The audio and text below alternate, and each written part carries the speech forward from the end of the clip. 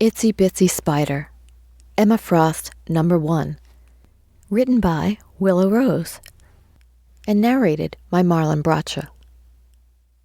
Prologue, 1977. At first she thought it was an accident, that the door to the bunker had shut by accident. Then she tried to open it on her own, but couldn't. It was either too heavy or it must have locked when it shut. She knocked carefully. Hello? The quiet coming from outside the iron door was gruesome. Astrid swallowed hard and knocked again, this time harder. Hello? But nothing. Nothing but the horrendous sound of her own breathing. Someone will open it. Once they realize it's been shut, they'll come. Astrid took 10 steps from the door down to the bunker. She felt tired and her feet were swollen. She sighed and sat down on the bench, waiting, staring at the door, anticipating it swinging open at any moment now. It was actually 2 doors separated by a small hallway between them.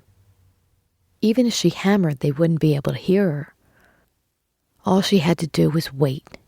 Someone would eventually come for her, wouldn't they? Of course they would. He would come. He who told her he loved her.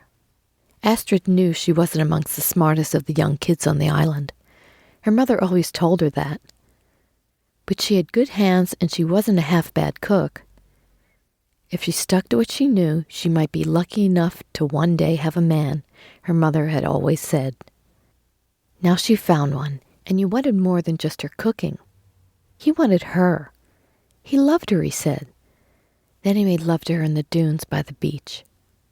He was nice to her and she wanted him to meet her mother, but he kept telling her, not now, not today.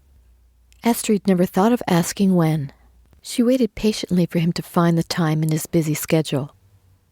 She never wondered why he never took her places, why he insisted they only meet at night, or why he never spoke to her except for the dirty words he whispered in her ears. Astrid was educated enough to know wasn't something they would say in church. No, Astrid never thought there could be anything wrong with her relationship to this boy who once said he loved her, who showed his love for her in the dunes again and again, night after night, during that endless summer in 1977. Instead, she started looking forward to their life together, preparing herself to one day become the mother she'd always dreamt of. You'll get nothing but dummies like yourself, her mother had said. There should be a law that demanded that people like you were sterilized so you couldn't pass your stupidity on to your kids. Stupid girl, she said and slapped Astrid across the face. Yes, Astrid was very well aware she wasn't the smartest among people, but she had a good heart to her. That much she knew. One day she would become a great mother to a child that would have the father's intellect, and that child would go on into the world and do great things.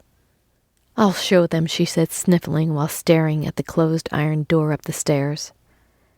He'll come for me, won't he? She asked, and her voice echoed into the small room behind her lit only by a light bulb hanging from under the ceiling.